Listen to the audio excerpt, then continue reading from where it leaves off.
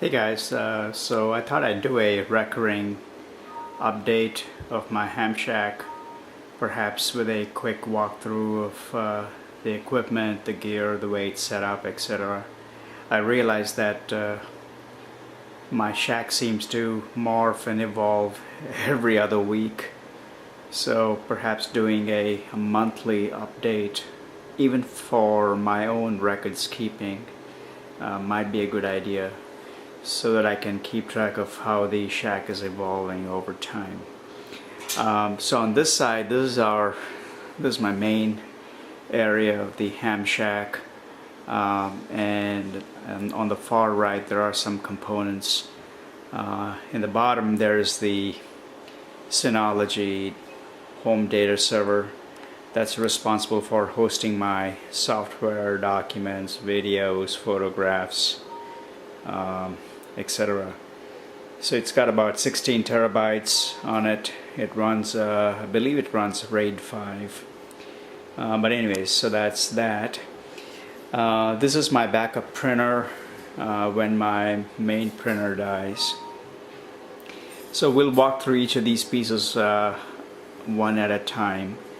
On this side of the room, that's my work area where we have my laptop with the monitors attached to it through the pluggable docking station, and that's my Mac for production of videos or whatnot. On this side of the room we have some spare real estate. These are I had acquired these on eBay. These are Linksys WRT54GS routers that I had purchased for the broadband mesh network related projects. I had migrated the bottom three routers to the new mesh network firmware. The top one needs to be completed sometime soon, so that might be a good time for me to do a quick video of that. And on this side we have 4 Bofang GT5 GMRS radios for family. They work pretty good. I got them on eBay. I wish they were a little bit smaller just so we can carry them easily. They work well, I guess. So I think the output on this is about 7 watts is what I hear, but I haven't made any tests or any experiments to observe that, so I don't know. But anyways, it works well. And on the bottom here, that's my Shack to Go backpack radio. I did a comprehensive video build out of this project, so please do watch that. But that's that.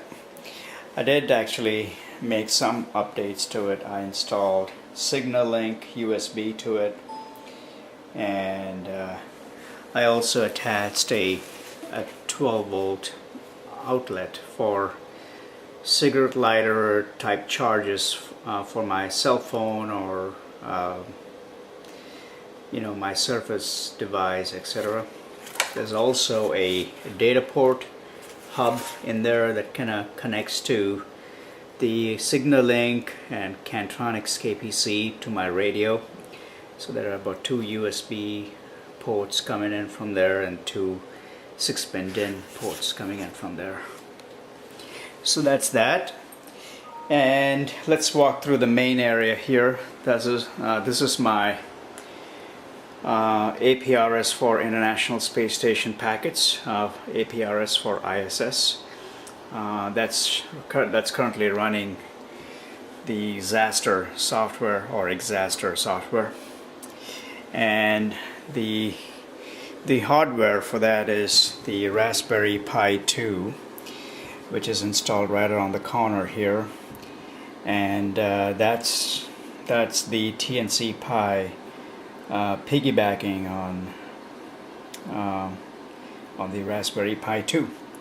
The Raspberry Pi and the TNC Pi rather is connected to my FT2900 Yaesu radio for the APRS-IS. It's tuned into 145.825 megahertz. This is a cable I made for it. It's kind of a weird cabling, but it works well. Over here, this is my Belkin KVM unit. It comes with a mouse, keyboard, and the monitor. It works really well. Currently, it controls the Raspberry Pi, the two laptops up there, and it's still got a few more ports in the back that I could connect up to. So let's start from the top here. Those two laptops are really old laptops. They're about 10 years old. They're made by Lenovo. The model is X61T for tablet, and the bottom one here runs my APRS-IS software and manages all the APRS-IS connectivity and dashboard, etc. On the top there, it runs my APRS-IS application that I wrote a few months back in C#. If you haven't watched that video, please do. But that's running that application right now, so I can keep track of the packets coming in to the APRS-IS server. So, and in the bottom section here, there is the N0AGI SWR and watt meter. This thing works really well. The model is 6N801. On the top there, it's just a standalone speaker connected to my FT2900 to keep track of packets. And in the bottom there's the Yaesu FP1023 power supply that I had purchased for the FT2900 when I'm on the field testing things out. The bottom there is the Frogger Yaesu FRG100.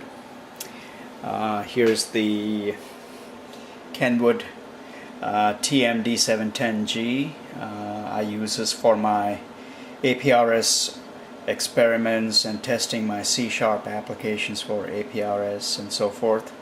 It works really well. It does a pretty good job.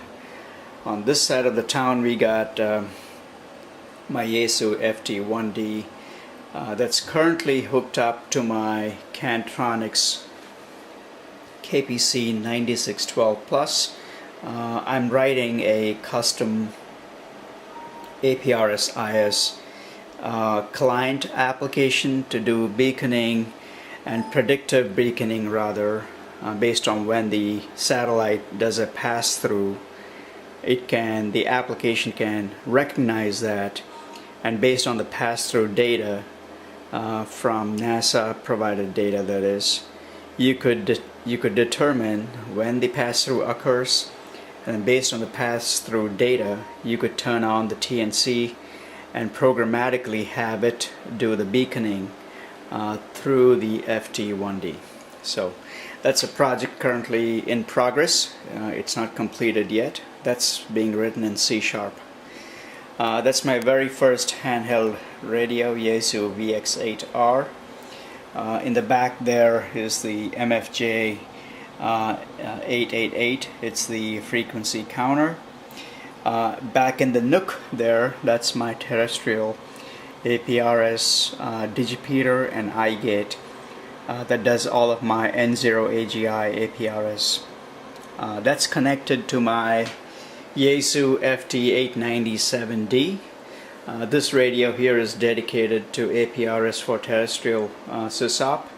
At some point in time I might move this to a different radio, but for now this does a pretty good job and I'm really happy with this radio. The bottom there is my good old FTDX1200. I use this primarily for my shortwave listening, PSK31, and some CW decoding. This radio has a a Yaesu CW decoder in it, and that does a pretty good job. I should do a separate video on that. Up on the top here, that's my Yaesu DR1X fusion repeater that's hooked up to my duplexer, and the APRS-IS HRI200 is connected to my fusion repeater here, and of course the HRI200 is connected to my laptop for the APRS-IS application. On the right here, that's the POC-SAG encoder transmitter. I did a separate video on that. If you haven't watched it, please do, and would love to hear your feedback there.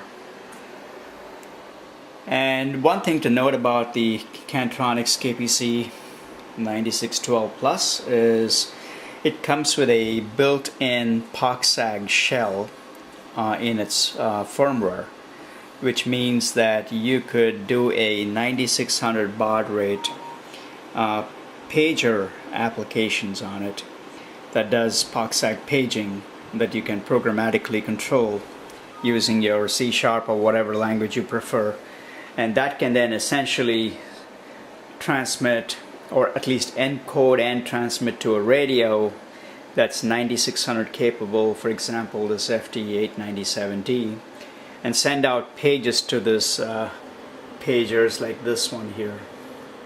Okay, alright, so let's walk up to the back here. That's the place where I have all the wiring. This one here is the UHF antenna switch that's connected to my Comet GP9 on my rooftop, and in the back there, that's the VHF split to the same antenna. The splitting is accomplished by this diplexer that splits the VHF and UHF routes.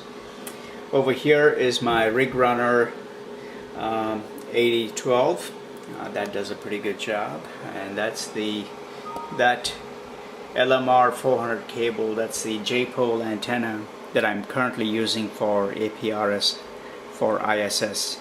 experiments. On the far right here, that's my Yaesu power supply FP1030A, and on the top, that's the sun socket energy bar. It does a 250 amp hour supply. It does a pretty good job of it. I carry this around with me for my son's soccer games and such. It works really well. Alright, over here you see a whole bunch of antenna sleeves and jackets and whatever that I have collected over months. So they end up hanging by those clips there. Okay. So that's a quick summary of the current status of my ham shack, and that's my buddy pole antenna on the tripod there. But anyways, that's a quick walkthrough. I hope this was useful, if any, to you as well. So we'll talk soon, and thanks for watching. Bye.